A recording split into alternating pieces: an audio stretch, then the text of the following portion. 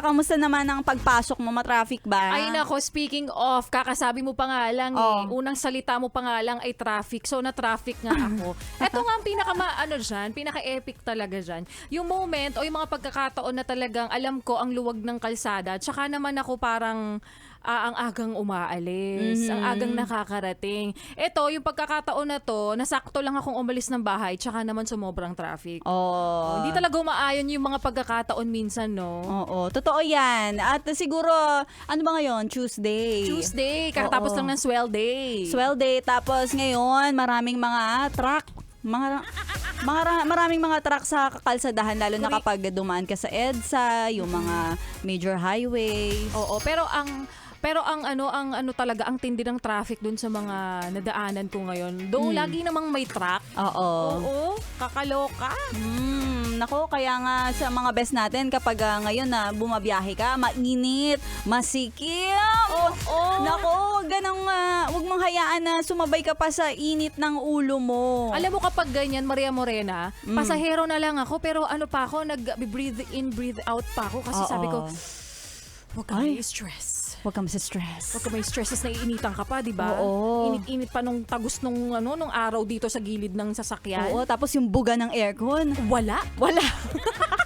Ay, meron naman. Oy, alam mo ba, dyan naman talaga ako believe sa mga drivers kasi kapag ganitong mga traffic, heavy traffic talaga, kayang-kaya nila magtimpi. Ay, naku, totoo yan. Ang hahaba nila. Oo, ang ng hahaba pasensya. ng pasensya nila. Yes, kaya nga batiin natin Maria Morena, yung nasakyan ko kaninang taxi driver Sino na yung mahaba. sinakyan mo na mahaba? Kuya Edwin Mendoza ng ABG 6307 Taxi. Wow naman. Oy, kuya, AGB. Kuya Edwin. Naging plaka yung pangalan. Si Kuya Edwin. Oy, Kuya Edwin, tsaka yung nasakyan ko kanina. O, Di ba? sino nasakyan mo? Sinakyan ko din. Mahaba rin? Mahaba din. Ang pasensya? Oo, tsaka ang haba nga ng kwentuhan namin. Ay, nako. Ang sarap din kakwentuhan ng mga driver na yan. Oo si Kuya Romel Bruca. Ay, si Kuya Romel and Kuya Edwin, ingat kayo sa biyahe. Ang paalala namin, huwag kayong mangungontrata. Huwag mangontrata. At sa mga best natin, napag-uusapan yan. Kanina kumanta si Miley Cyrus ng Flower. Anong date na ngayon? Like a Barista, January 16, nakatanggap ka na ba ng mabangong mahalimuyak na bulaklak? Siyempre, di pa dahil halos mag-iisang buwan pa isang buwan pa halos, no? Bago sumapit ang araw mo. Araw mo yarn, te. Araw mo ba? Sigurado ka, di ka sure. Kaya para dun sa mga makakatanggap na naman o hindi makakatanggap ng bulaklak na papakanta na lang sila ng I can buy myself flowers. Yay! Oo, 'di ba? Strong independent woman daw siya. Pero yung totoo, wala lang may nagpapadala ng bulaklak sa kanya. Ay, nakatigilan mo kami pag may dumating na bulaklak sa opisina nyo. Pinadala mo lang yan sa sarili mo eh. Binili mo lang yorn. Yung kunwari surprise ka, Oh my God! Hindi kanina galing. I was like, ano ba? I'm surprised. Surprise for myself. Yeah, diba? Kaya para dun sa mga kakatanggap naman ng mga bulaklak, Maria Morena, mapapaano naman sila, Miley Cyrus din. Oo.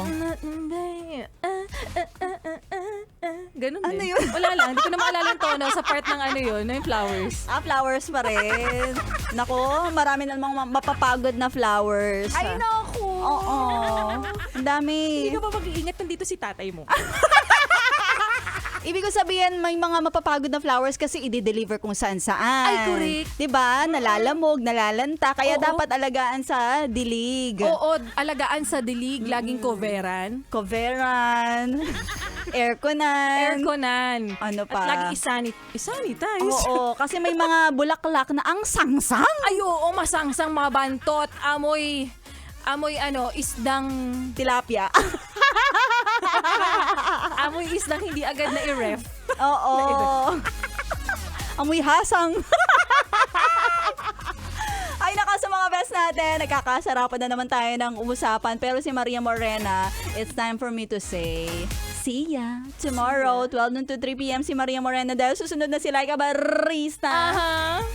Yes, na fresh na fresh. Feeling ko yung flower mo, ano ngayon, Kulay white. kulay white. Parang flower ni Belle sa Beauty and the Beast. Kulay white. Nakatago, parang alam mo yun may... Nahihiya. Oo,